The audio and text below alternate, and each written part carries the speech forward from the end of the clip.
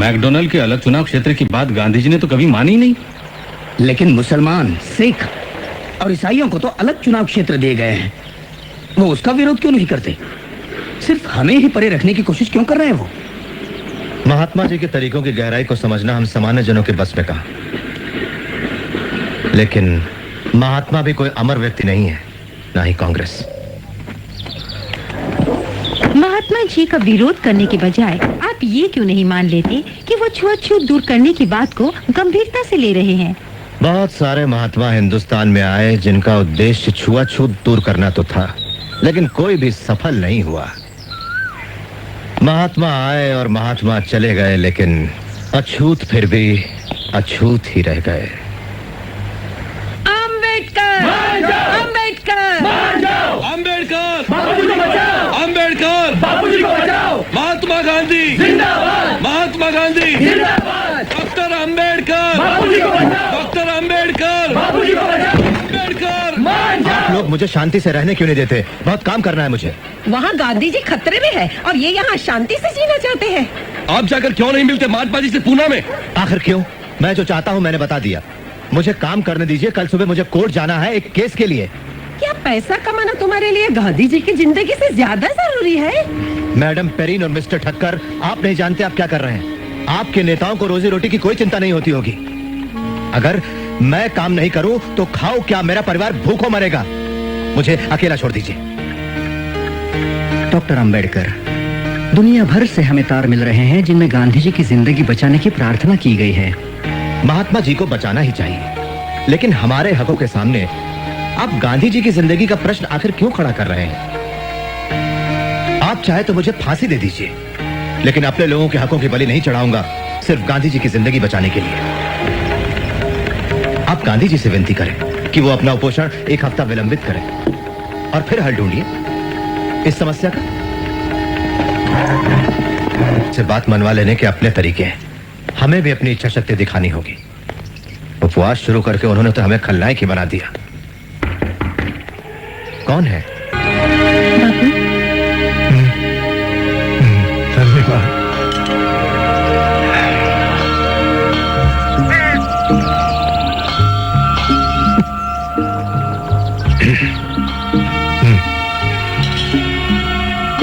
वल्लभ भाई, मेरी ईश्वर के साथ लड़ाई शुरू होती है। आपके आराम करने से पहले बापू, पत्रकार आपसे मिलना चाहते हैं।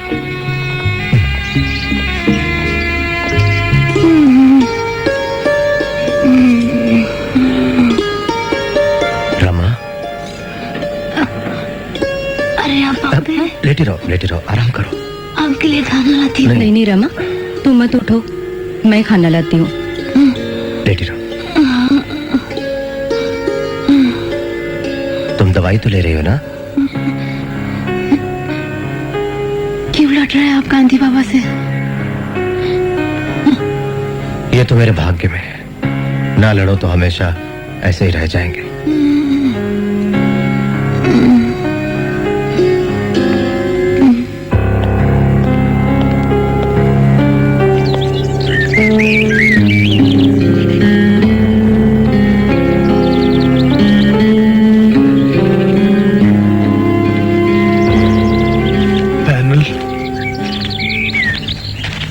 कोई आपत्ति नहीं, लेकिन मैं डॉक्टर अंबेडकर से पहले मिलना चाहूंगा।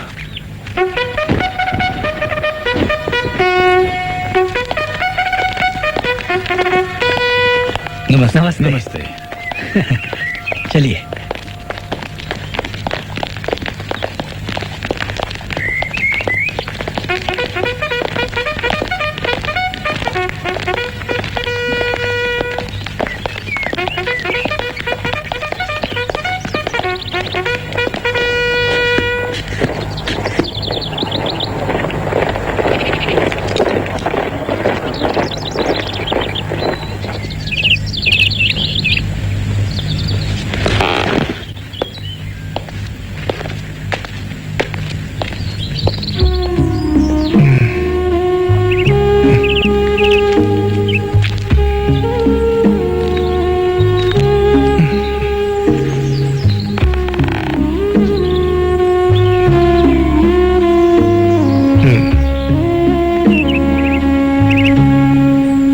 जी, आप बड़ी नाइंसाफी कर रहे हैं हमारे साथ। यह तो मेरी मजबूरी है। आपका क्या सुझाव? मुआवजा, अलग चुनाव क्षेत्र की मांग छोड़ने का। मैं समझ गया। आरक्षित सीटें, पर उनकी संख्या में समझौता होना चाहिए। मेरी बात सुनो अंबेडकर, मैं सदैव आपके साथ हूं। आप अछूत हो जन्म से, मैंने खुद को अछूत मानना अपना लिया है। आप मुझे बचाना चाहते हैं, मैं जानता हूं। जी गांधी जी, मैं अलग चुनाव क्षेत्र की बात पर अड़ नहीं रहा हूं सिद्धांतों की वजह से। हमारा मानना है कि अल्पसंख्यक विधानमंडल में भेजने के लिए ऐसे लोग छांटें जो सिर्फ नाम के नहीं, उनके असली प्रतिनिधि हो। बहुत अच्छे, लेकिन ऐसा क्यों कि कुछ सीटों के लिए पैनल और कुछ के लिए सीधा चुनाव? इससे तो एक अनैसर्गिक विभाजन हो जाएगा शोषित पीड़ित वर्गों में, और आपस में बंटवारा भी।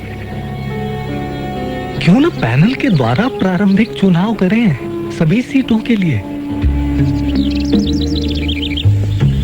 ठीक है, सभी सीटों के लिए पैनल मंजूर है मुझे। शाबाश। अब पैनल बनाओ 5 का बजाय 2 के। मैं आपको वचन देता हूं अंबेडकर, आज से मेरी पूरी जिंदगी इस देश से छुआछूत को जड़ से मिटाने के लिए ही अर्पित होगी। अब बाकी बातें विस्तार से इन साथियों के साथ। मैंने अपने बाकी साथियों से बात की है। प्रांतीय सभा के लिए वो लोग 126 से ज्यादा सीटें देने के लिए राजी नहीं होंगे। लेकिन हम लोग 197 सीटों की मांग पर अडिग हैं।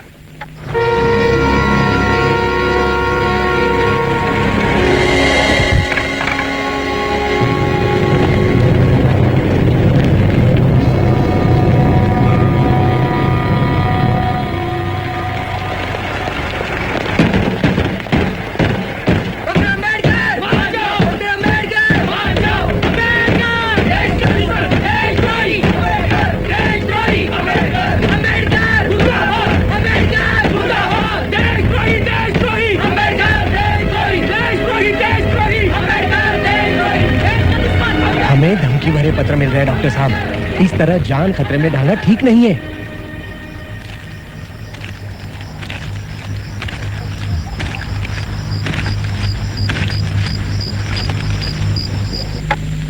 तो हम सहमत हैं 148 सीटें देने के लिए, और हिंदू सीटों में से 10% सेंट्रल असेंबली में। लेकिन प्राथमिक चुनाव की व्यवस्था 10 साल के अंत में खत्म होनी चाहिए, और आरक्षित सीटों का सवाल अगले 15 साल तक जनमत से तय किया जाना चाहिए। डॉक्टर अंबेडकर, सुरक्षित सीटों और अलगाव का पाप बढ़कर महापाप हो जाएगा अगर हम उसे खत्म करने का जिम्मा पीड़ित वर्ग की मर्जी पर छोड़ दे। और जनमत संग्रह के लिए 15 साल का समय मांग रहे हैं आप। मैं ये बिल्कुल नहीं मानता कि अगले 20 सालों में छुआछूत की प्रथा नहीं रहेगी, लेकिन जब सवर्णों को डेमोक्रेस की तलवार का सामना करना पड़ेगा, तभी उनका अछूतों के प्रति अमानवीय व्यवहार बदल पाएगा। डॉक्टर अंबेडकर, आप समझते क्यों नहीं? गांधी जी की जिंदगी खतरे में है। तो क्या हुआ? माफ कीजिए। कोई बात नहीं, मैं किसी को साफ करने के लिए कह दूंगा। देवदास, बापूजी कैसे हैं? डॉक्टर ने कहा हालत गंभीर है, उनका ब्लड प्रेशर कम हो रहा है। उन्हें सांस लेने में तकलीफ हो रही है, वे बहुत कमजोर हो गए हैं। आपने सुना देवदास क्या कह रहा है?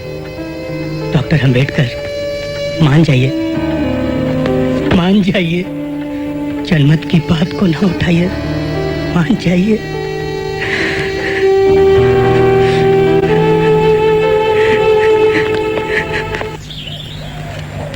मैंने इनकी बहुत सारी बातें मान ली हैं बापूजी, 197 से 150 सीटों पर आ गया। केंद्रीय विधानमंडल में 18% और पैनल में 4। मैं मानता हूं कि इस वजह से छुआछूत की प्रथा 15 या 20 सालों में गायब नहीं हो जाएगी। मेरा प्रस्ताव है कि इस मसले पर 10 सालों में पीड़ित वर्गों का मत संग्रह करा लिया जाए, लेकिन ये लोग इसका विरोध कर रहे हैं। आपका मतलब इससे सवर्णों की धीरज की अग्नि परीक्षा हो जाएगी? विचार बुरा नहीं, पर इतना इंतजार क्यों करें? क्यों न 5 साल में? सवर्णों के अछूतों पर सदियों से किए हुए अत्याचारों के खिलाफ अछूतों के अंदर जो पीड़ा और नाराजगी है, क्या उसे बयान करने की जरूरत है? तब भी आप सोचते हैं बापूजी कि 5 साल? जानता हूं आपको हक है अपने बचाव की मांगे करने का, पर अपनी इस मृत्युशैया पर लेटे हुए मैं आपसे उदारता की अपेक्षा रखता हूं। थोड़ी मोहलत मांगता हूं सवर्णों के लिए। उनका ईमान अब जागने लगा है अम्बेडकर। कानूनी उपाय करेंगे इस वक्त तो फिर हृदय परिवर्तन और आत्मशुद्धि के इस कार्य में विलंब हो जाएगा। लेकिन बाबूजी, ठीक है जनमत, लेकिन 5 साल के अंदर।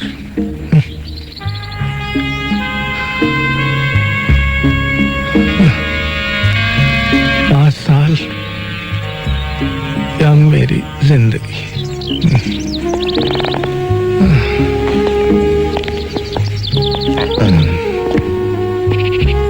डॉक्टर अम्बेडकर, हमें अब चलना चाहिए।